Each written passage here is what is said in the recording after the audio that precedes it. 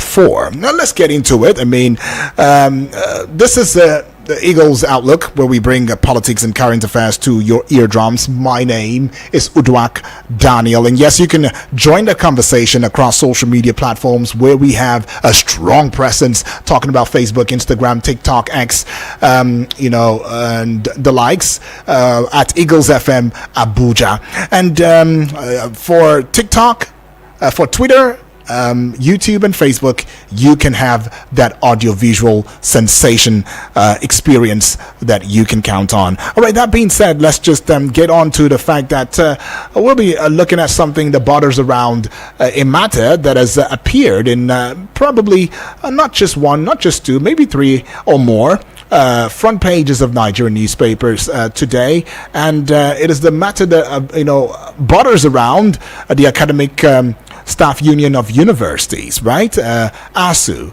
coming out to threaten for a nationwide strike, to embark on another, right there. I mean, we've gone through quite a number of strikes, and I don't think the nation is ready for yet another strike. I don't know what you think, though, but the strike is, according to them, to protest the absence of governing councils in all federal universities across the country. ASUU has given, the federal government a 2-week ultimatum.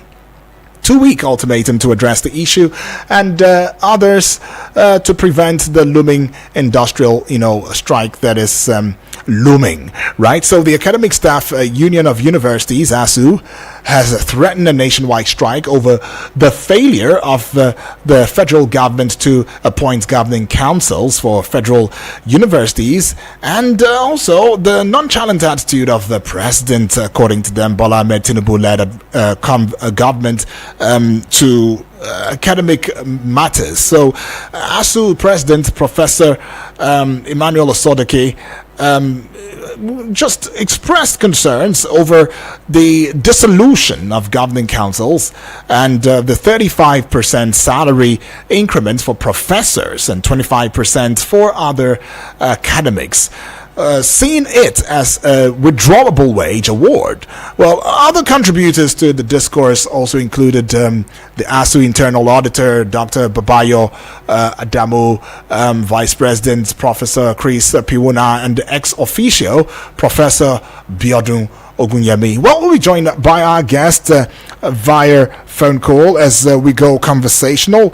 He is in the person of Mr. Benedict Olalekan Agunloye, right? Mr. Benedict Olalekan Agunloye will be joining this conversation, this discourse this morning, and his portfolio is the fact that he's an information professional, right? He's an information professional. He's a policy and public affairs analyst, and he has also added his voice in not one, not two, not three, but more conversation that borders around national growth and the integrity of the Nigerian nation as a country. Well, good morning to you, Mr. Benedict. Good morning. Yes, good morning to you. Feels good. Feels good to have a conversation with you today, on Wednesday. Okay. Right. Yes. You're welcome. That's right. Mr. Benedict, another impending strike is looming, right? Another impending strike is looming as we look at the topical issue of the impending ASUU strike threatening education sector, right? And this strike has come with the ASUU, right? ASUU making some demands. Well, some of the issues that they have with the federal government is the fact that the federal government dissolved the governing councils of the universities in May of last year. Mr. Benedict, are you there? All right. Okay. So in May of last year, and yeah, so ASUU is demanding the reinstatement of governing councils, right? And they're also saying that the union is also demanding the implementation of the 2009 agreement between ASUU and the federal government, right? So in terms of the demands, the union is demanding a negotiated salary and other conditions of service. In fact, ASUU's demand is anchored on the International Labour Organization, that is the ILO Convention number 98. And that convention borders around or underscores the principle of collective bargaining, right? That's what that conversation is centered around. Now, the last federal government ASUU agreement was, sometime in 2009. Yeah.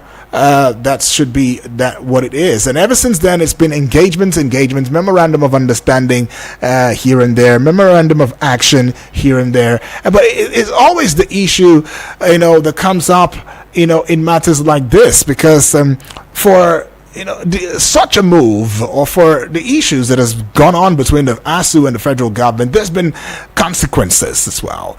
Now, what are these consequences? Some of the consequences will be the fact that the strike will be affecting academic activities in all federal universities across the country. And another would be the fact that the strike will also affect the students, who will be forced to stay at home until the strike is cooled off. And you and I know what it said about an idle mind being the devil's workshop, meaning that anything can go through such a mind, as a need for survival, right? And then the strike will also affect the economy, as parents and the guardians will have to bear the cost of their children's education, and that's not a burden that anybody would want to engage, especially in a time like this when quite a number of things has been going on, where we are barely trying to survive. We're barely where Nigerians are under the scourge of quite a number of subsidy removal here and there, even though these subsidy removals might be for good, some have also proven to be somewhat inimical, to the livelihood or the life standards of Nigerians. And it only begs to say that, look, when we have all of these that's going on, we should not overheat the polity. And then there are calls to ASUU saying that, look, why don't we just let these things be just for now, and let's face some of the other issues that's going at the moment. Let's face the issue of food prices soaring. Let's face the issue of the economy. Let's face the issue that bothers around the fact that the dollar is gaining against the naira, right? At this point in time, I think, if I'm not mistaken, 1,549 naira to or 540 naira to a dollar in now. And that's what Nigerians are saying, that look, we cannot have yet another of these added to it. I mean, imagine that our children are back home, right, when these two elephants meet. I mean, ASUU and the federal government. And there are also calls to the federal government saying, hey, why not also go back, and begin to implement some of the agreements, the MOUs, the MAs, memorandum of actions that y'all have had, so that things get working again. And just earlier during the newspaper review, talking about the pages right here, we've got a family member who called in and said that look, why is it that the education sector in Nigeria is not taken as top priority, and that the fundings that are being allocated for the education sector is somewhat very, very minute compared to what it should be, considering what the education is, which is the bedrock of every society. Mr. Agunloye, what are your thoughts on this? Well, if you ask me, to think that there will be another strike is obviously a down, a very, very much down. I possibly back in the 90s signed for a 5 years course. I didn't spill a year, but I'm sure I spent 7 years in the university. I have a 1990 matric number and didn't graduate until 1997. Whether it was national ASUU or local ASUU, it was only ASUU, no other reason. So If you are still telling me now 30 years after, that's because the first strike I experienced was 1992, which was 8 weeks. But if you tell me that 20, 30 years after we are still discussing strike, I think that a lot is wrong. Because some of those who suffered that fate in my generation today are also administrators at one level or the other in the universities. They are deans and they are HODs. So it tells me that generally we really have not learned anything as a people. That's the practical implication. Now, when you talk about putting priority on education, right, the question is this. It is not about priority on education. It is about doing the right things, right? Agriculture is asking for how many percent of budget? Health is asking for how many percent? Education is asking for how many percent? Add the three together. Will there actually be anything else for any other sector? The answer is no. So we need to set our priorities right. It's not just education alone. Are the infrastructures there? Some of the funding that goes into the university, where is it expended on? Let's see their diesel cost, right? Let's see the university diesel cost. Let's see their water cost. So it means that if the electricity was there 24 hours, the university won't need to expend money on diesel. If the public water supply, the taps were running when we were in primary and secondary school. right. Why is it that now everybody have to build their own borehole? To a large extent, back then, public roads were still there. But today, universities are also embarking on constructing road and infrastructure within their campuses, or sometimes even leading to their campuses. So when you begin to ask me, it is that a lot of things are wrong in the system and with us as a nation that we will need to address. So it is not just an issue of addressing education alone. But if you look at the things they have put forward in the current strike, for me, if you require, and that's why I said we should learn to do the right things. If the university require a governing council to run, why is it so difficult to set them up? The laws providing for the university is very clear on how the choice of who and who will be member of the governing council. So why should it be rocket science for the Ministry of Education or NUC or whoever is responsible for that to ensure that that is done as at when due? If you constitute a board, and you give them a timeline to say this board will exist for 4 years, then before the completion of the 4 years, it means that somebody somewhere should know that this board has a lifespan of 3 months left. So we should begin to prepare and make list of those who will replace them, or draft a letter to say that, okay, the board will have their tenure extended. So I think it is actually sad and disheartening that governing council constitution will be one of the issues that students may be going home for. I think in respect, we have not done well as a people. The government has not done well. Even ASUU itself has not done well, except they can prove to us that perhaps 3 months ago or 6 months ago, they have warned the government or they have raised the need for the constitution of the governing council. Right. That is there. Then, of course, on all the other different agreements, we would want to see which are the ones that have been done, which are the ones that are yet to be done, what are the challenges for them being carried out. And if we can identify what the challenges are, then at least the government should begin to feed on plucking the lowest hanging fruits. Let's do something and get the system going forward. But when you say education as a whole, I would say that we have not paid the right attention to anything as a people. People have only looked at their personal merit and their personal pockets.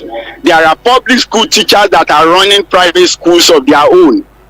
You find them in Ogun, you find them in Abuja, you find them everywhere. Right.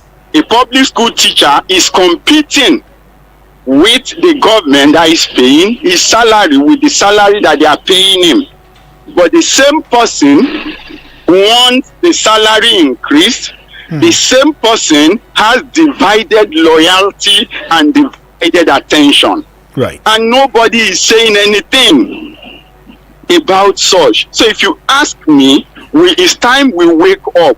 Everybody, not just the government, not just ASUU, not just the parent, as a people, to decide that we want to begin to do the right things, not just to be seen as doing things right. For me, going on strike is trying to do things right.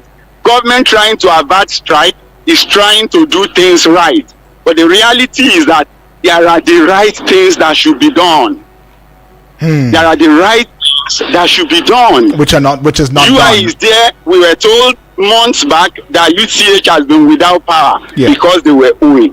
Why should they owe in the first place? But why should they also not even be on a standalone 24 hours power generated by an energy providing system that will most likely be renewable and not fuel based or national grid based? We have the capacity to do that, and that should have been done across the various investors. Okay. So if you take their power off the national grid, if you get the mini waterworks, not just boreholes and tankers and things like that, that are durable and are genuine, if they don't have to spend so much on power, they don't have to spend so much on waterworks, they don't have to spend so much on road, I am sure that whatever is allocated to them, they will be able to spend better. All right, and then in all these things, I'm still waiting to see the position of ASUU on the projects and fundings going from TET fund to the universities. Okay, because there are funds that are going every year. Yeah.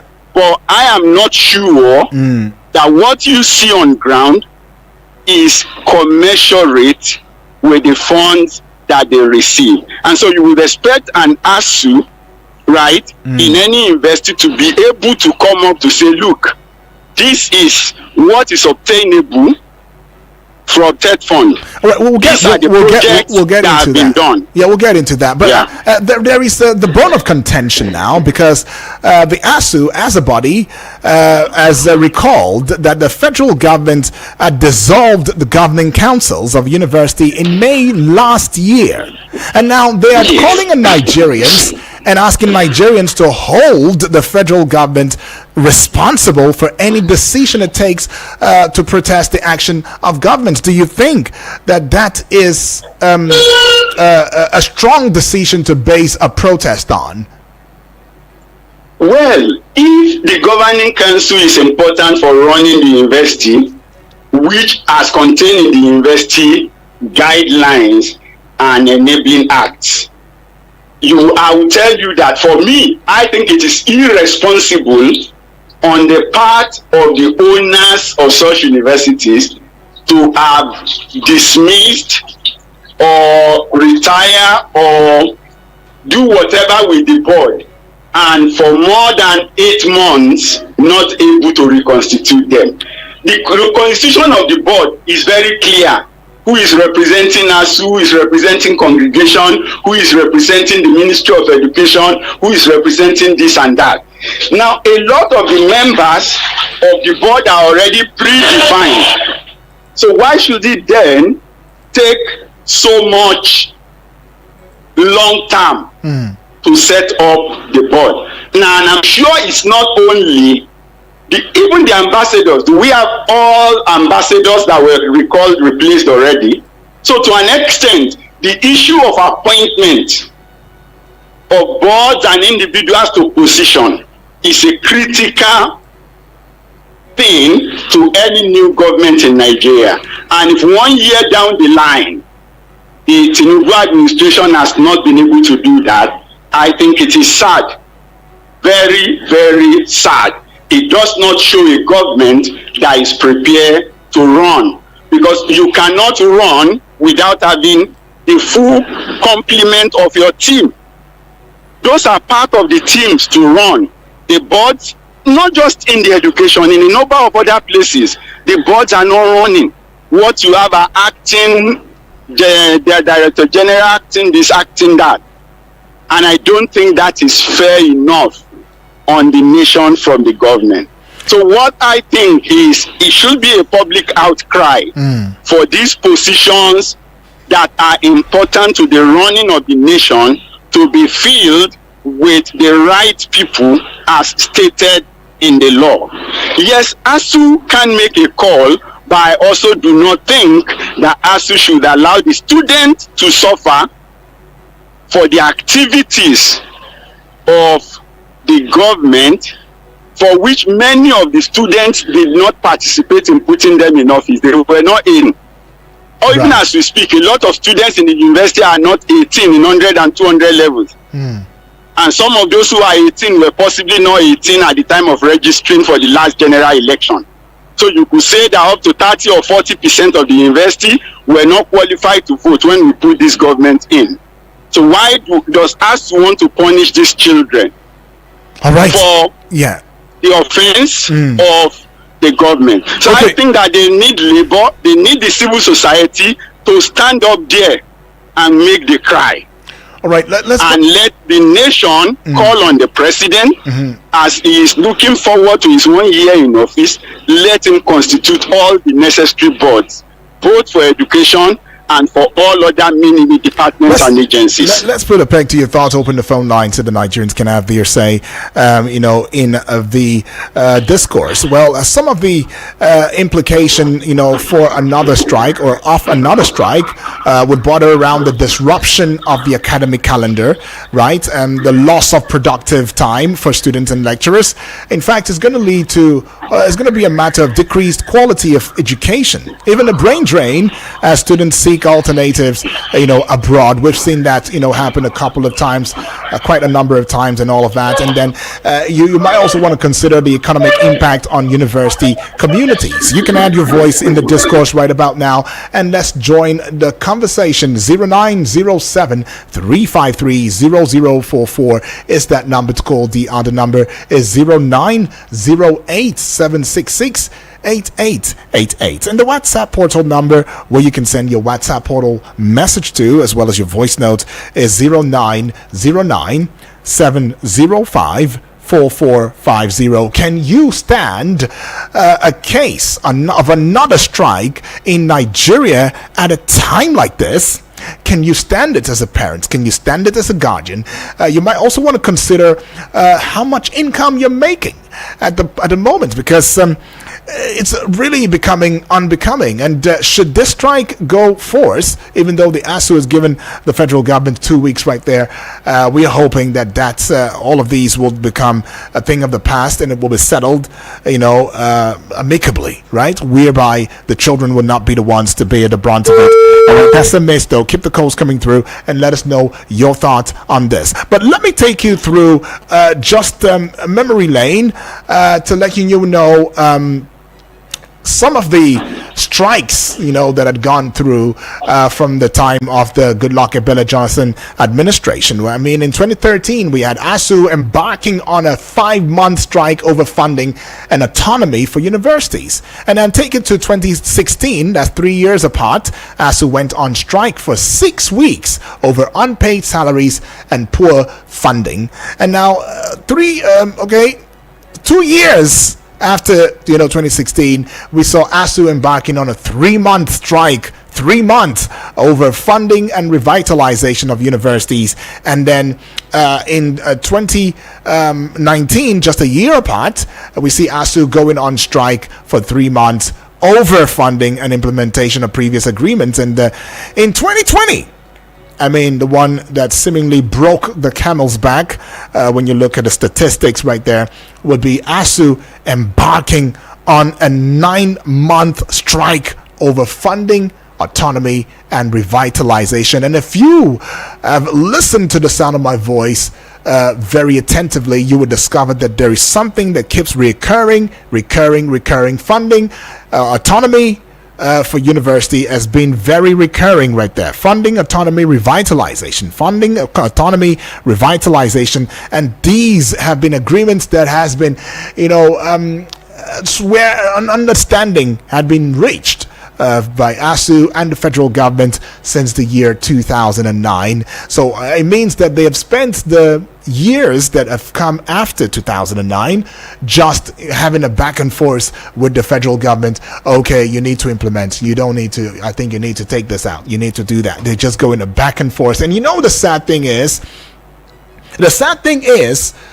something that I might have to give you as statistics as to where Nigeria's education is, within the global index space, right? But let's go pay some bills. As when we come back, of course, we will get to know where exactly we are in terms of education and, how poorly or how well we are performing at the moment. This is Eagles 102.3 FM Abuja. Don't go away. Eagles 102.3 Abuja. You're the God who answers prayer.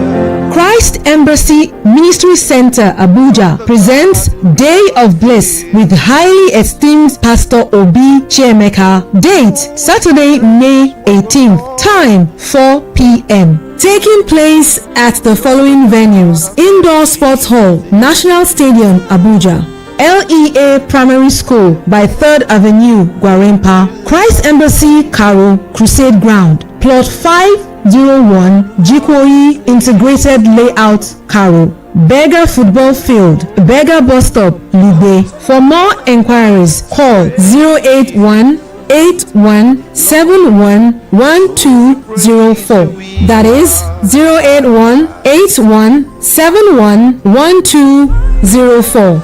God bless you. Eagles 102.3 Abuja. Please listen to this announcement. Breath King Homes and Properties Limited announces a 40% discount on Bismuth City, Kurudu. 180 square meters for a 2-bedroom terrace duplex, now selling for 1.8 million naira. 350 square meters for a 3-bedroom terrace duplex, now selling for 3.5 million naira. 500 square meters for a 3-bedroom fully detached bungalow with a BQ, now selling for 4 million naira. 550 square meters for a 4-bedroom fully detached penthouse with a 2-room BQ, now selling for 4.5 million naira. Facilities include perimeter fence, security post, and many more. Our site location is before Army Estate, Phase 5, Kurudu, Abuja. Our office address is Suite 47, Shalom Plaza, Plot 1088, Joseph Gomok Street, Gudu, Abuja. Call 080-6222-0673. That is 080-6222-0673. Breath King Homes and Properties Limited. Announcer. Eagles 102.3 Abuja. Hi there! Do you want to know how to get the correct approval or documents for your land and property? Do you need the right information on how you can prevent your building from being demolished? Then tune in to Town Planning Program on Eagles 102.3 FM Abuja every Thursday by 4:30 p.m. Sorry for the inconvenience. I suppose it was inevitable. Eagles 102.3.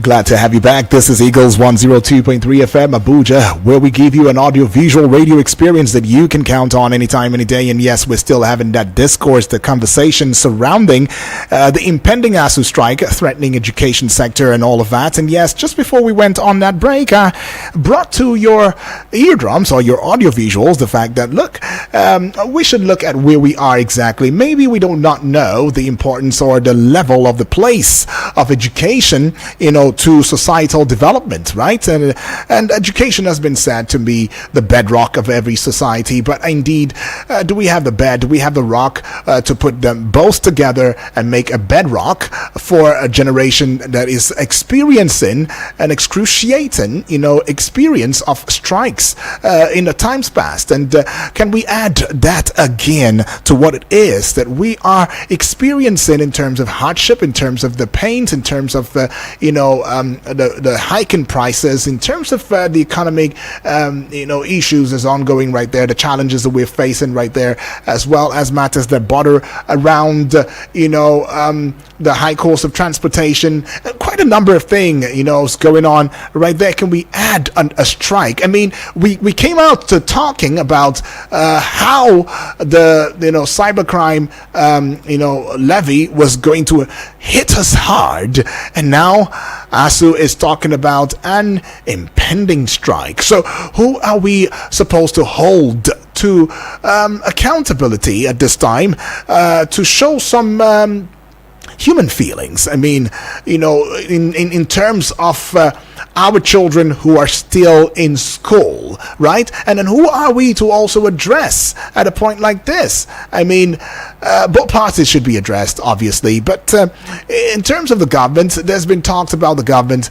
not meeting up to implementing agreement. There's been also talk about ASUU seemingly being insensitive to the plight of the Nigerian students. But where are we, ranked in Nigeria? I mean, University of Ibadan seems to be the highest ranked school globally, or university globally. They are 401 out of 500 universities. 401 out of 500 universities. If this scorecard was given to any politician, given to any teacher, any lecturer, they would mark you wrong. You would have failed woefully, And then, when you look at the Nigeria's position in global education map, we are number 100, or we are the mark 127th out of 191 countries in UNESCO's Education Development Index. That's according to the 2022 or the 2020 report right there. And so this calls for some concerns. I'd like to know what your concerns are as you call the studio number 0907-353-0044 or 0908-766-8888, and the WhatsApp portal number is 0909-705-4450. I'm seeing a call right now. Hello, good morning. Hello. Yes, good morning to you. Thank you. Welcome. Yeah, don't work. As you said by now, you will go take work up from glass of water. Sorry? Nigerian matter. Okay. I say, when you go take one glass of water. Hold on, down. My name is Bibi Blessing. Bibi Blessing. Welcome aboard. I greet our guests.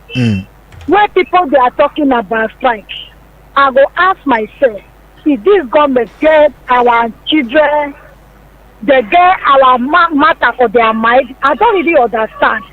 Now, the first administration, which is a Muhammad Buhari, the first way I put for students, you say you don't know anything about education. This one now, you never seen anything again where they are bringing issue of strike. The demand where the teacher they demand, they never seen me their demand. That is why this strike now, they want to bring strike, come back again. Now we ask ourselves, these people whether they travel, go outside office, where their children they stood for outside office. Now so strike is there for outside country where they say nothing way cannot be changed for Nigeria.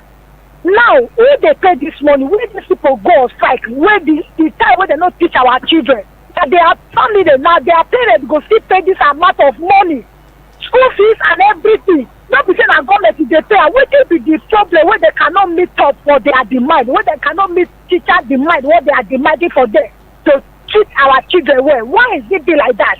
Why is it be like that? Why is it be like that? All right. Why are we in Nigeria like this? Yeah. Please, when we call our president for this matter, any teacher or any school at all where they strike, now they go pay the money, maybe their parents. Okay. Then we put that long. It will hold. Okay. God bless you. God bless you. Thank you. God bless you, BB. Right there, BB Blessing is saying that look, this is unacceptable, for Nigeria at a time like this. And she had asked a very salient question right there. Well, to you, Mr. Benedict, how do you react to this? I mean, all that has been said. Yeah. Well, if we can go on and on this. Between 2009 and now, we've had 1, 2, 3. This is the 4th president. So I think the issues, therefore, goes beyond. The presidents have been going, and new ones are coming, and they are still going. But the civil service had remained. Some people were part of the 2009 negotiation, right, and they've still always been there. Now, obviously, when you shut down the university, the students are affected, they come back home. Is it not? Yeah. Those of them that live off campus, their rent will expire and they have to pay additional rent without doing anything. Now, just imagine in our case, somebody who paid rent of 7 years because you want to do a 5 years course in the university for no fault of your own. Right? Now, you will want to also look at it that the university is a community. All around the university gates, a lot of people do businesses that will only run when students are in session. So it means that when you call an ASUU strike and the students are forced to go home, then those businesses are crippled for as long as the students are away. And so when you count the number of federal and state universities that may be affected, you're talking of over 70. If you take an average of 20 businesses, so you're saying that nearly 200 or more businesses, about 2,000 businesses or homes supported by those businesses are affected in the strike.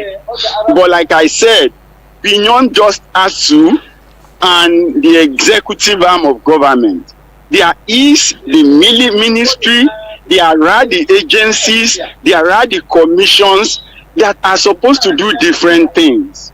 So I think that as a nation, it is time we sit down and revert to doing the right things. All right. Now take note of that word, doing the right things, not doing things right. Okay.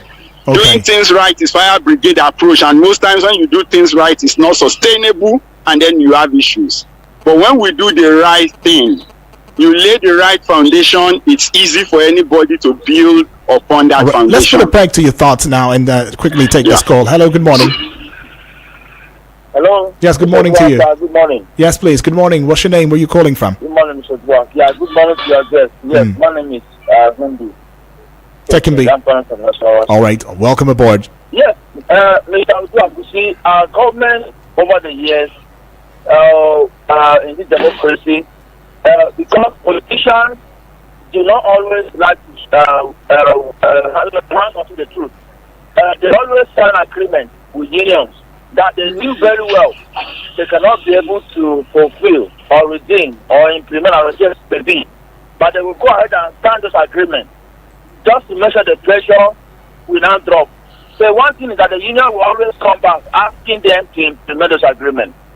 And one of the things when Jonathan came into power that he had, one of the problems he had was that the election involved, and he always told them the money was not on ground.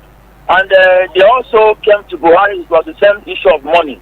And even during Tinubu's time too, the major problem they have in implementing some of the agreements is that they involve huge amounts of money, billions of naira. But one thing is that I don't think the politicians who are in government are not being sincere. Because just the day before yesterday, I read a report from ELCC that about 58 governors, under their watch, that about 2.187 trillion is missing. So it means that there is money in government and the politicians have choosing the fact of taking those monies away instead of doing the right thing like your guest is talking about. Because if they are doing the right thing, I think the monies are there. But they are choosing to embezzle those money. And at the end of the day, they will tell other people who are supposed to benefit that they don't have enough money to implement this agreement. Thank you very much. All right, thank you. Take and be right there. Those are very, very salient points that you have made. Take and be, Mr. Agunleye. He has itemized a couple of issues, but all of it borders around corruption. It is corruption. It is corruption. I mean, to think that 10 years, ASUU has come out to saying that, look, for over 10 years, an agreement that they've had, has not been looked into, and that there's not been no meaningful efforts by government, to address their demands in the last 10 years. And we talk about agreements here and there. I mean, an agreement, when signed, should be one that is binding on the two parties, right? In situations like this, where do we actually call, which party now can we call to have reneged on these agreements? That's why I keep saying this, that we must develop, because we are quick to talk about corruption. Right. We are a cliche nation. This thing is not about cliches. The reality is this: if agreement is signed between the government and ASUU, it is not the president who is 100% responsible for implementation. Okay. The question will be, who are the different agencies? Where are the different ministries? Where are the different public institutions that are supposed to implement this program? What effort have they put in place, right? That you can now say, okay, this thing has been prepared. This thing was put in the budget. The National Assembly removed it, or the president said it will not be done, right? Or what? That's why I keep telling about when last did ASUU try to sit down. Let them sit down and say, okay, over the last 10 years, this is what TED Fund has done in terms of funding. And this is how practical, this is to what extent that TED Fund intervention had reflected on the universities. Right. I don't know if you get what I'm saying. Yes. TED Fund possibly spend more money on university in the last 10 years than you get directly from NUC or from the Ministry of Education. So why is it that every time they are talking and we are talking, nobody is analyzing what has happened to the funds, the application of the funds coming out of TED Fund? So they have I to think that we should see an analysis of that. Yeah. Then that will tell you to what extent funding has positively or can positively change the situation in the university. Now, it's when we talk about corruption becomes possible because the right things are not done. Right. When you do things right, you are liable to error. When we are not sincere, when processes are not put in place, when processes are not audited, when processes are not followed, when principles are not adhered to, then there will be problem. We have corruption. We are doing things wrong in several fronts. Now, I tell you this: a school teacher did not steal to start his school. He used his money, we will say. But is it right? It is moral corruption for a school teacher to run a private school. But are school teachers running private schools in Nigeria? The answer is yes. Public school teachers are running private schools in Nigeria. And then you think that they will make the public school standard. If the public school becomes strong and reliable, who will patronize their schools?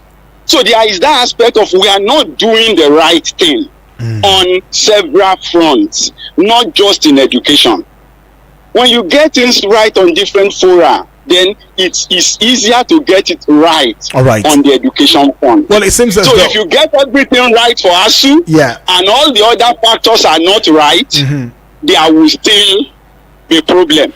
It seems as though there are other issues that, ASUU is really talking about. Illegal recruitment in the universities has been ongoing, and ASUU is disturbed about it. The proliferation of public universities and continued usage of the Treasury single account. That's talking about the TSA and new integrated payroll and personal information system. That's the IPPIS, right?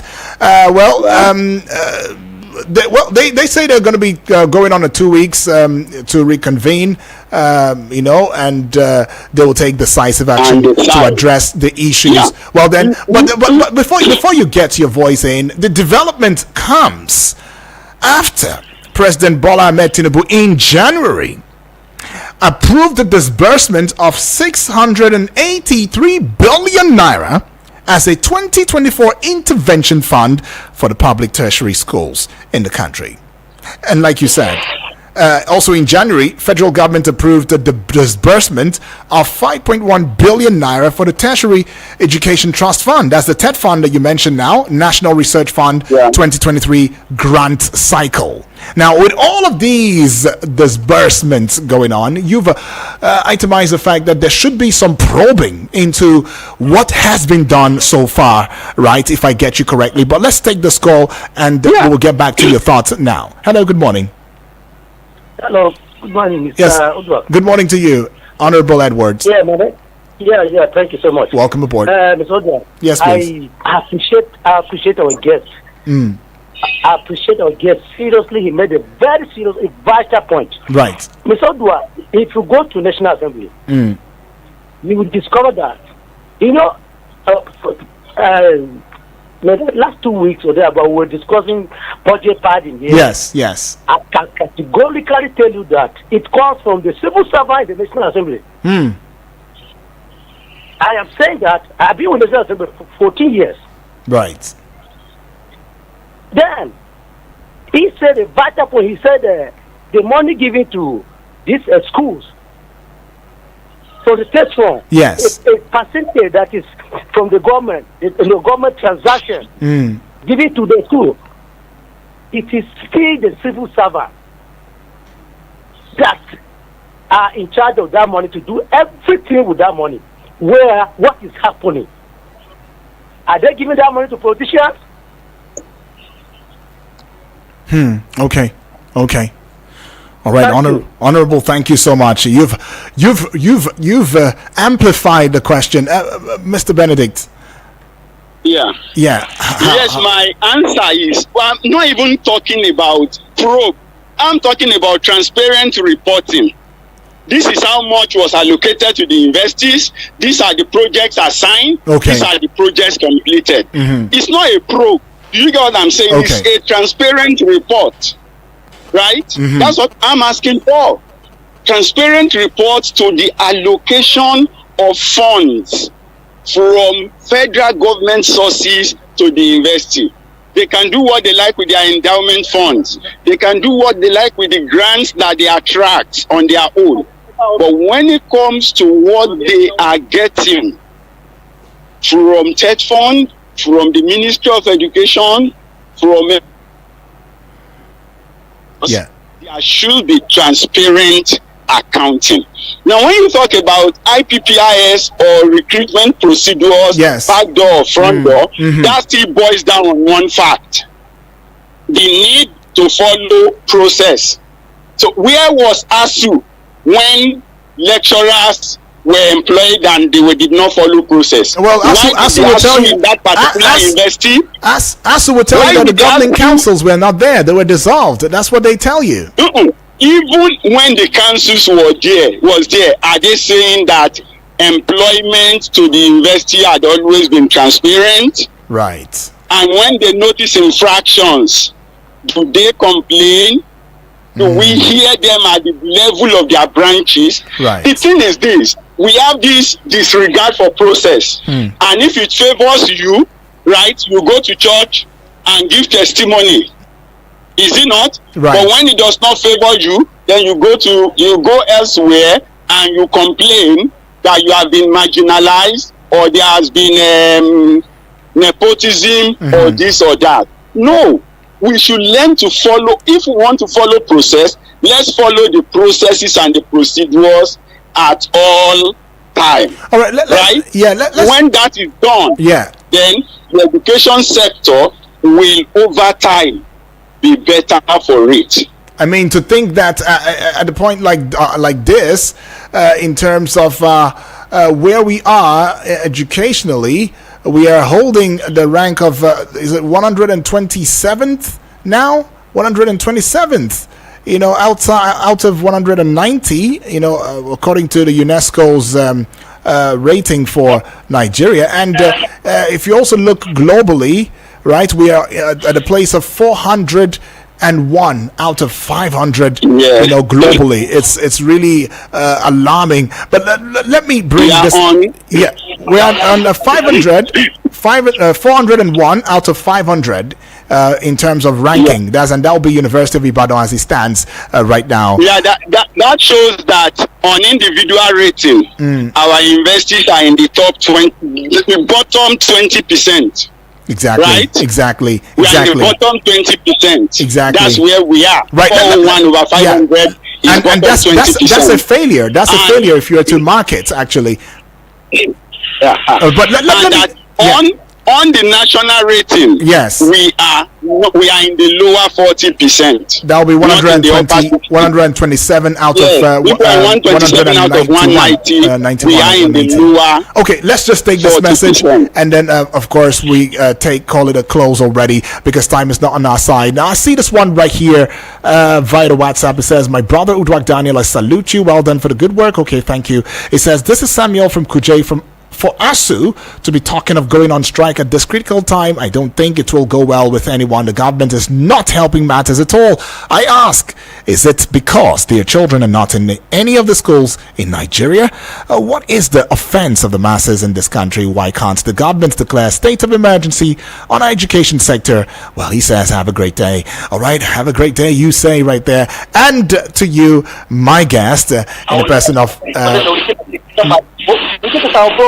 Mr. Benjamin. On his comment, even if on his comment, I would say that 10 seconds. Our lecturers have their children. Many of them have their children in Nigerian university. That's number one. Okay. Number two is that a number of them have their families shrouded in businesses that will collapse if the schools are not in session. So you cannot really accuse them of not being affected by the strike. Okay. But like I said on the issue of constitution of governing council, yes, it should be a mass, whether we call it mass protest or mass demonstration. It is not all ambassadors that we have fixed. Many boards and parastatals of the MDAs.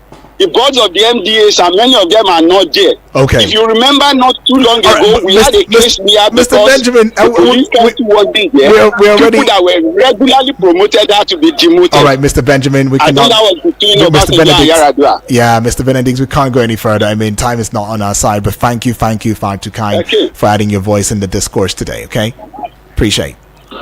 All right, and this is where we call it a close for Eagles Outlook right here on Eagles 102.3 FM Abuja. Well, you've said it well. You've said rightly. We should do things rightly and make the right decision because that's what we can only leverage on if we must make the progress that we ought to see in terms of not just the education sector, but every other sector of the Nigerian society. My name is Udwak Daniel. Until tomorrow, don't go away.